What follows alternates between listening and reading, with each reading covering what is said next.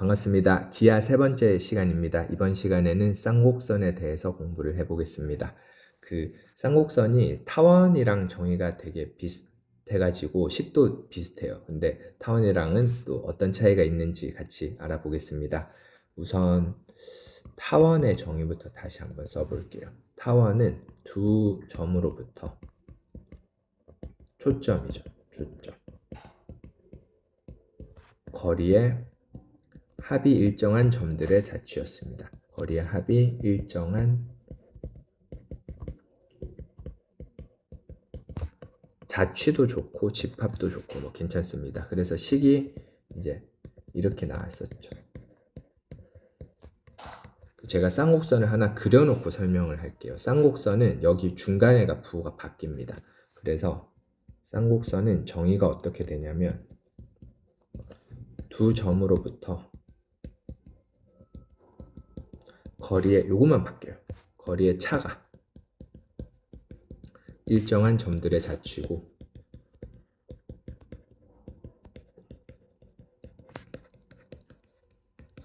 타원이랑 이제 결정적인 차이점은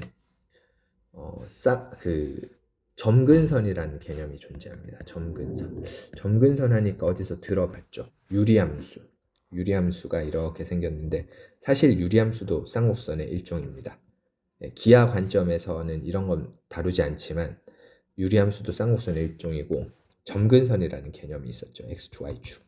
그래서 쌍곡선에는 점근선이라는 개념이 있고 이게 타원과의 결정적인 차이점이다라고 알아두면 되겠습니다. 제가 쌍곡선을 하나 그리고 나서 식이 왜 그렇게 되는지 유도를 또 한번 해볼게요. 좀 복잡하지만 처음에는 유도를 한번 해보는 게 좋습니다.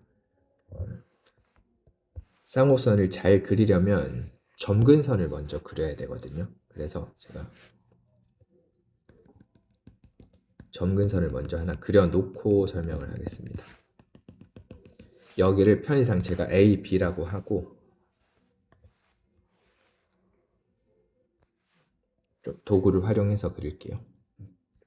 이렇게 점근선이 있고요. 쌍곡선은 이렇게 그려집니다. 점근선에 이렇게 들러붙듯이 그려야 되거든요. 이런 식으로 그려지고 그 다음에 초점은 이 쌍곡선에 그려지는 이 안쪽에 이렇게 들어오게 됩니다. 때에 따라서는 쌍곡선이 이렇게 그려질 때도 있습니다. 이렇게 그려질 때도 있는데 이렇게 그려지게 되면 초점은 역시 쌍곡선의 안쪽으로 이렇게 들어오게 됩니다. 저는 일단 여기 점이 있다고 하고 쌍곡선의 식을 한번 이끌어내 보겠습니다. 거리의 위에 거리의 차가 일정한 점들의 자취인데 보면 이 거리랑 이 거리의 차 쌍곡선이 점이 여기 있어도 이 거리랑 이 거리의 차가 항상 일정해야 돼요. 그러니까 이쪽이 길어지면 이쪽도 길어져야 되니까 점점 이쪽으로 이렇게 갈 수밖에 없는 거고 맞죠? 뭐 만약에 여기에 점이 왔다고 쳐보면 여기를 C라고 하겠습니다. 초점을 이렇게 기호를 붙여주고요. 여기 왔다고 치면 이 길이랑 이 길이의 차도 항상 일정해야 되는데 도대체 얼마로 일정하냐 그걸 계산을 해봤더니 이 길이는 A 플러스 C고 이 길이는 C 마이너스 A입니다. 그럼 이 거리의 차를 둘이 빼면 2A죠. 그래서 거리의 차는 항상 2A로 일정하다라는 걸 알 수 있고 그걸 이제 식으로 옮겨 보면 여기는 F 프라임 여기가 더 기니까 굳이 절대값 안 쓰겠습니다. 이게 쌍곡선의 정의입니다. 여기에 이제 좌표를 쭉 넣어가지고 식을 이끌어내면 돼요. 근데 제가 미리 여기를 A랑 B로 세팅을 했는데 결론적으로는 이렇게 나옵니다. 빨간색 같은 경우는 여기가 마이너스 1로 나와요. 지금은 검은색만 유도를 하겠습니다. 어떻게 이런 식이 나오는지 한번 쭉 따라가 보겠습니다. 우선 용어 먼저 설명하고 식이 유도하는 건 좀 지루하니까 용어 먼저 설명하고 식 유도 보여드리고 그렇게 마무리할게요. 여기 EA 있죠. 이 부분을 이 부분을 주축이라고 합니다. 여기서 여기까지를 주축이라고 부릅니다. 주축이라는 용어가 있고, 타원은 장축, 단축이었죠. 주축이라는 용어가 있고, 그 다음에 초점, 그리고 꼭지점. 네. 그리고 평행이동을 하게 되더라도 주축의 길이 같은 거는 변하지 않고 초점, 꼭지점은 변합니다. 평행이동된 형태는 역시 뭐 P만큼, Q만큼 이동하면 이럴 거고요. 평행이동 된 거 그리는 건 굉장히 어려운데 보통은 그냥 중간에 놓고 풉니다. 네, 이렇게 됩니다. 맞죠? 그리고 그 점근선이라는 개념이 있다 그랬죠. 점근선은 제가 일부러 이렇게 예쁘게 그려놨는데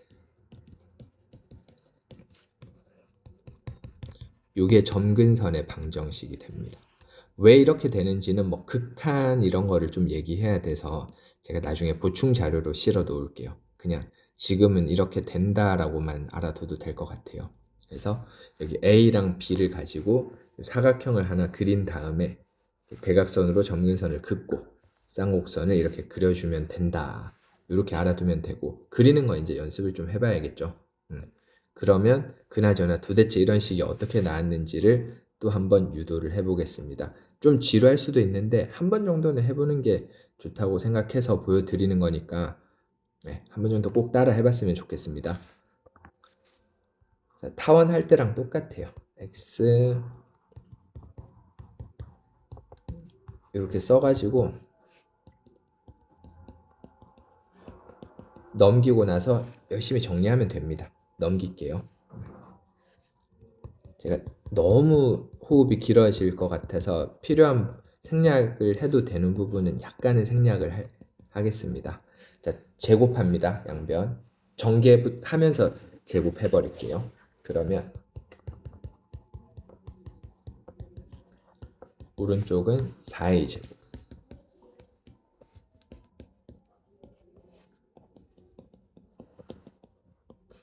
그리고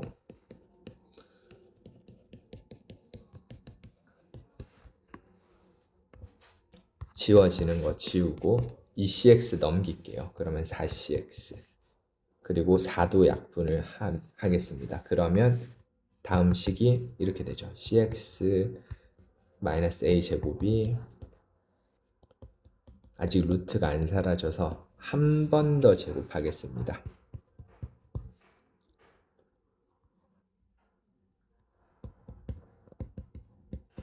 전개하면서 바로 루트 풀어버릴게요. a제곱 x제곱 2a제곱 cx. 역시 날아갑니다. 어느 정도 정리가 됐죠. 이거 넘겨서 좀 묶을게요. c제곱 a제곱에 x제곱.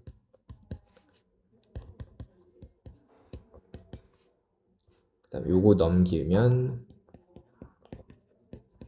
자 근데 여기서 아까 쌍곡선의 그림을 위에 잠깐 볼게요. 위에 그림을 잠깐 보면 여기 a제곱과 b제곱, 여기가 a고 여기가 b죠. 그러면 여기가 c가 됩니다. 여기가 이 대각선이 c가 되는 거예요. 이 대각선이 c. 여기도 c입니다. 여기가 c, 여기가 c. 그러니까 여기 길이랑 너무 복잡하게 그렸죠. 요 길이랑 요 길이가 같은 겁니다. 이렇게 원이 이렇게 그려진다고 생각하면 편해요. 원. 이렇게 원이거든요. 좀 타원처럼 됐는데 그냥 원입니다. 마음대로 그려서 이런데 원이 그려진다고 생각하면 되고, 그래서 a제곱 더하기 b제곱이 c제곱이 되는 지점에 초점이 꽉 찍히게 되고, 그래서 여기서 a제곱 더하기 b제곱이 c제곱이니까 이걸 b제곱이라고 쓸 수가 있습니다. 제가 그림을 왔다 갔다 하면서 보여드리고 싶은데 그려가지고 확인하면 됩니다. 그래서 얘를 이렇게 쓰는 게 가능해지고 a제곱 b제곱으로 딱 나눠주면 역시 쌍곡선의 표준형이 나오게 됩니다. 맞죠? 그래서 타원이랑 거의 비슷하게 생겼죠. 이렇게 생겼을 때는 여기가 1, 이렇게 생겼을 때는 마이너스 1이라고 기억하면 되고, 아까 말씀드렸듯이 역시 평행이동 가능하고, 근데 쌍곡선을 평행이동 해가지고 그래프를 그려서 풀고 이런 경우는 거의 못 본 것 같아요. 너무 그림이 복잡하기 때문에 웬만하면 좀 원점에 고정된 형태로 푼다, 이렇게 알아두면 되겠고, 그래서 이제 저희가 포물선, 타원, 쌍곡선까지 배웠는데, 계속 강조드리고 싶은 거는 정의를 정확하게 알고 있어야 된다. 외워야 돼요. 외우기도 해야 되고, 그리고 식이 왜 이렇게 나오는지도 한 번 정도는 유도해 보는 게 좋다. 그리고 이제 이걸 가지고 다음 단원에서는 2차 곡선과 직선 있죠. 직선의 위치 관계를 따지는 걸 배우게 됩니다.